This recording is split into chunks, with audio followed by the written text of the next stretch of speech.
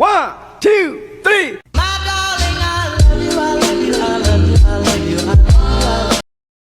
Assalamualaikum warahmatullahi wabarakatuh.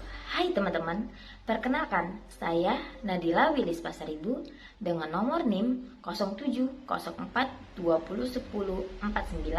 dari kelas Biologi 3 Fakultas Sains dan Teknologi Universitas Islam Negeri Sumatera Utara. Tujuan saya membuat video ini untuk memenuhi tugas ujian akhir semester saya kepada dosen pengampu mata kuliah struktur hewan, yaitu Ibu Syukria MSc. Baiklah, pada video kali ini saya akan membahas mengenai jaringan ikat dan juga jaringan adiposa. Pengertian jaringan ikat. Nah, pada dasarnya jaringan ikat adalah suatu jaringan yang memiliki fungsi untuk mengikat serta menyokong suatu bagian jaringan yang lain-lain. Pada jaringan ini merupakan jaringan yang banyak ditemukan di dalam tubuh kita dan mempunyai susunan sela yang jarang dan menyebar dalam suatu matriks ekstraseluler. Jaringan ikat dibentuk dari mesenkrim yang asalnya dari mesoderm yang merupakan lapisan tengah di embrio, ataupun jaringan ikat juga disebut dengan jaringan penyokong atau jaringan penunjang. Ciri-ciri jaringan ikat yang pertama mempunyai komponen selulernya sedikit bila dibandingkan dengan suatu substansi interselulernya. Kedua, letak sel-selnya tersebar-sebar. Ketiga, matris tersusun atas mukopilis acarida sulfat dan asam hyaluronat uronat. Keempat, jika matriks memiliki lebih banyak mukopilis acarida sulfat, maka matriks bersifat lebih kaku. Struktur jaringan ikat. Nah, pada jaringan ikat memiliki 3 komponen utama, yaitu substansi dasar, serat, dan juga sel. Pada substansi dasar dan serat bersama-sama membentuk sebuah matriks ekstraseluler. Komposisi ketiga elemen ini sangat bervariasi dan sangat bermacam-macam dari satu organ ke organ lainnya. Substansi dasar adalah sebuah cairan kental, bening, tidak berwarna yang mengisi ruang antara sel dan serat. Komponen jaringan ikat ini terdiri dari sebuah protein glikan dan protein adhesi sel yang memungkinkan jaringan ikat ini untuk bertindak sebagai perekat sel, untuk menempelkan, juga untuk membentuk pada sebuah matriks. Substansi dasar berfungsi sebagai saringan molekuler bagi zat untuk melakukan sebuah perjalanan antara kapilar dan darah, juga sel. Jenis-jenis jaringan ikat. Nah, yang pertama, jaringan ikat longgar. Jaringan ikat longgar atau loose connective tissue umumnya terdapat di antara organ yang berperan dalam menerima pesan sekaligus menghubungkan jaringan di sekitarnya. Bagian ini juga mengandung banyak sekali sel sehingga memungkinkan perpindahan air, garam, dan berbagai nutrisi di dalamnya. Pada jaringan ini terdiri dari jaringan adiposa, jaringan areolar, dan juga jaringan retikular. Nah, saya akan membahas tentang jaringan adiposa. Nah, pada jaringan adiposa sebagian besar terdiri dari sel-sel penyimpanan lemak yang disebut sebagai adiposit. Sebuah peran utama jaringan adiposa yang menyimpan energi dalam bentuk lipid, sekaligus melindungi tubuh dari cedera ataupun suhu tubuh yang cukup dingin. Yang kedua, jaringan areolar.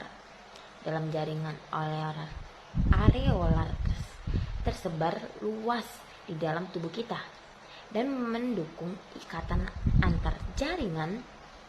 Jaringan ini juga membantu melindungi tubuh dari infeksi, yakni dengan menyerap kelebihan cairan dari bagian yang meradang. Nah, terakhir, jaringan retikular. Jenis jaringan ini tersusun atas serat retikular yang membentuk sebuah pola halus seperti jaring. Struktur jaringan ini menjadi kerangka pendukung untuk jaringan ataupun organ lunak seperti kelenjar getah bening, limpa, hati, dan juga sumsum tulang belakang. Selanjutnya, jaringan ikat padat. Jaringan ikat padat atau dense convex tissue mengandung lebih banyak serat kolagen dan sedikit bahan dasar.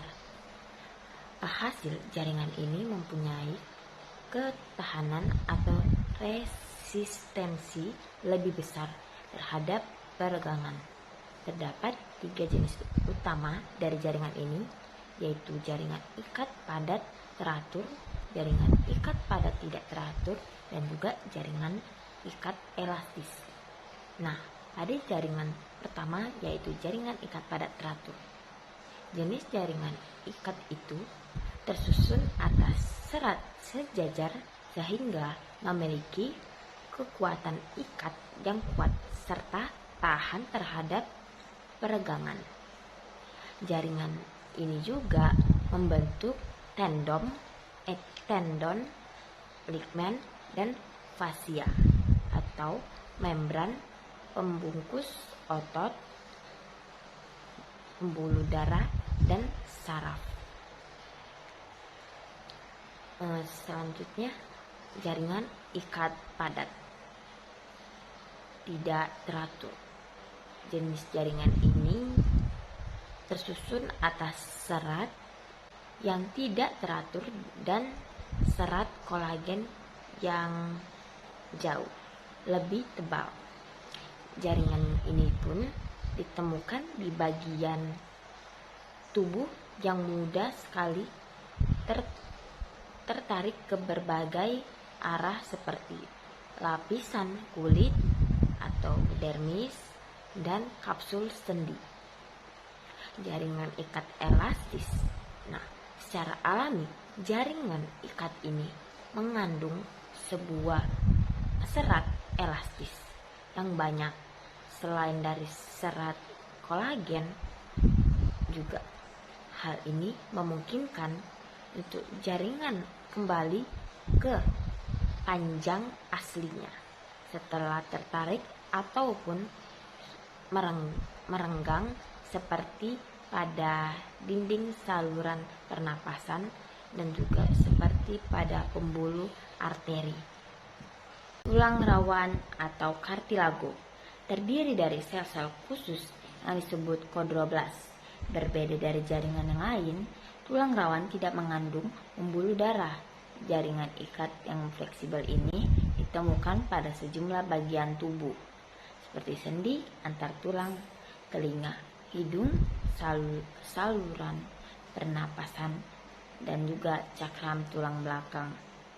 Adapun tulang rawan terbagi dalam 3 jenis, yaitu tulang rawan hialin, tulang rawan elastis, dan juga tulang rawan fibrosa atau fibrokartilago.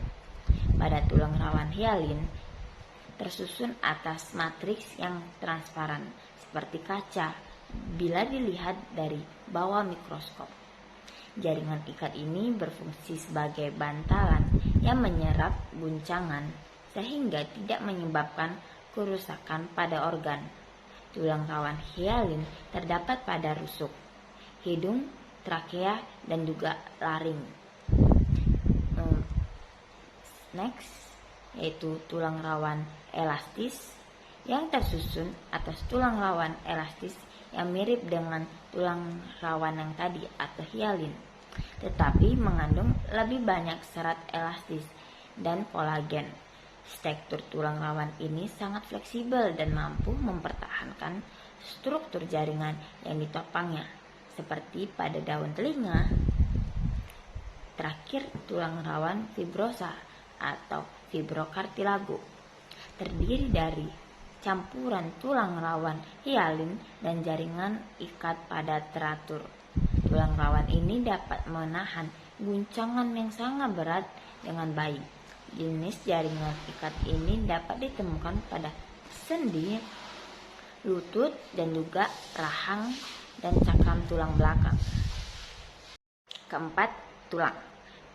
Tulang merupakan jaringan ikat penyokong yang memiliki struktur paling keras. Jaringan ini memiliki fungsi untuk melindungi organ-organ dalam mendukung postur tubuh kita. Sebagian besar tulang terbentuk dari kalsium hidroksipatid, yakni jenis kalsium fosfat yang membuat tulang menjadi kaku dan juga keras. Lapisan luar tulang terdiri dari jaringan tulang kompak dengan tampilan halus, putih, dan padat. Bagian inilah yang menyumbang 80% total massa tulang pada rangka tubuh orang dewasa. Ada pula jaringan tulang trabekular atau spons yang mengisi bagian dalam.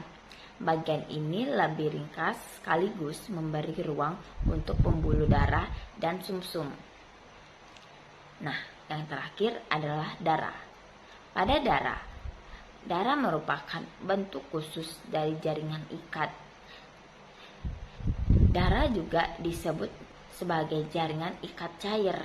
Cairan dalam tubuh ini bertujuan membawa zat gizi dan oksigen ke sel. Darah juga mengangkut produk sisa metabolisme dari dalam sel. Darah terdiri atas sel dan juga matriks cairan. Terdapat 4 komponen darah manusia, yakni plasma darah, sel darah merah, dan juga sel darah putih, keping darah, dan plasma darah. Meskipun begitu, darah tidak menghubungkan jaringan dan sel-sel tubuh.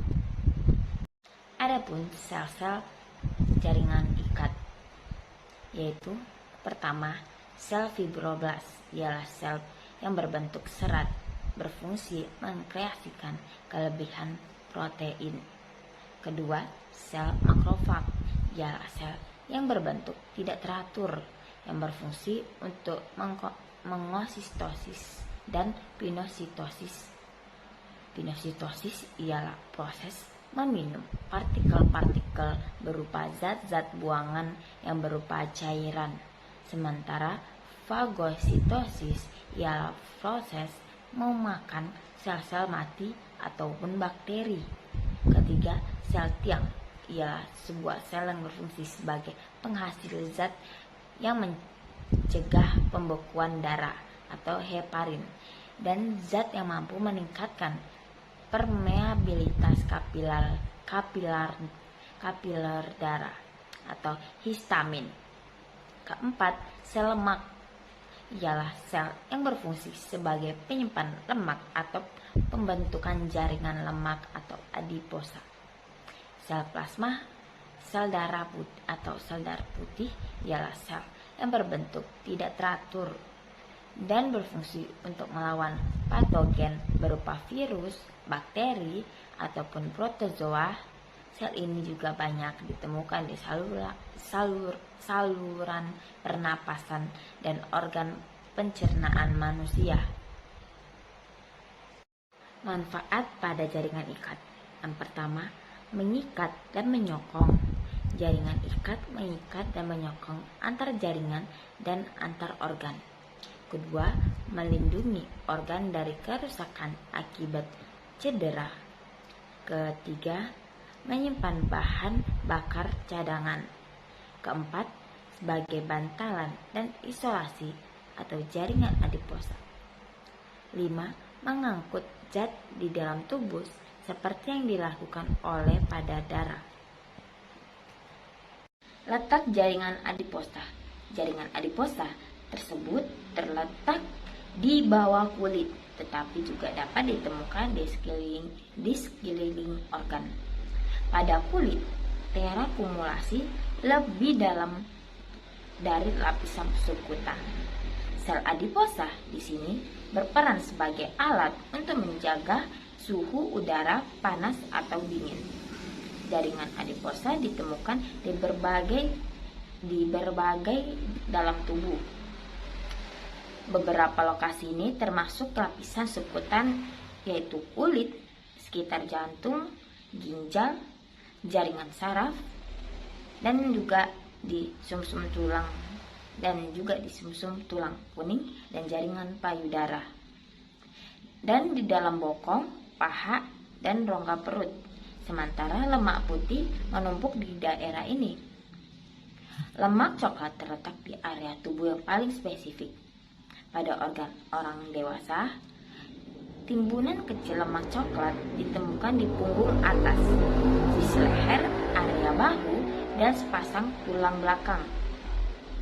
Bayi memiliki persentase lemak coklat yang lebih banyak atau lebih besar daripada orang dewasa.